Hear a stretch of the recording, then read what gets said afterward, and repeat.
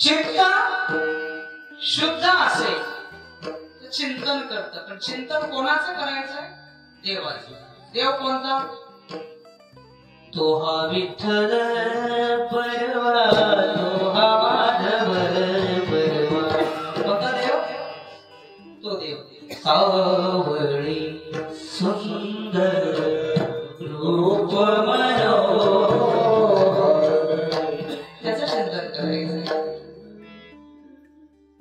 कोणाचं चिंतन? त्याचं. आणि त्याचं चिंतन करण्यासाठी अखंड हरिनाम सप्ताह आहे. अखंड. ज्याला खंड नाही तो अखंड, आणि ज्याला भंग नाही तो अभंग. पण किती दिवस? 7 दिवस. 8व्या दिवशी तुम्ही तुमच्या गावाला, तुम्ही तुमच्या गावाला सप्ताह कमिटी फरार.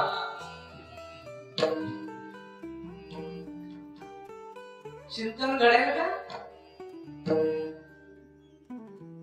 आपल्याकडे जी सिस्टीम आहे ना, सकाळी सकाळी काय होतं? काकडा. नंतर ज्ञानेश्वरी पारायण असतं, काही ठिकाणी गाथा भजन असतं, प्रवचन असतं, हरिपाठ, कीर्तन, संध्याकाळी बैठकी भजन, परत काकडा. खंड आहे का? खंड. सप्ताह 7 दिवस का करायचा? वर्षभर का नाही करायचा? कधी चिंतन केलं का? अखंड हरिनाम 7 दिवसच अखंड असतं का? ते वर्षभर नसतं का? वर्षभर देव बाजारला जातो का? आता सप्ताह झाला, देव गेला कामावर टेंडरला. तसं नाही. ते सोपा दृष्टांत देव.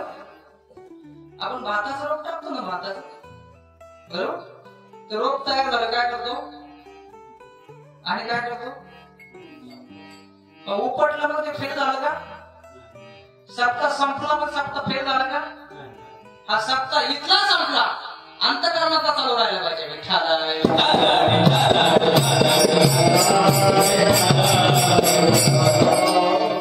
सप्ताह या मंदिरातला संपला, या मंदिरामध्ये चालू राहिला पाहिजे. देह देवाचे मन.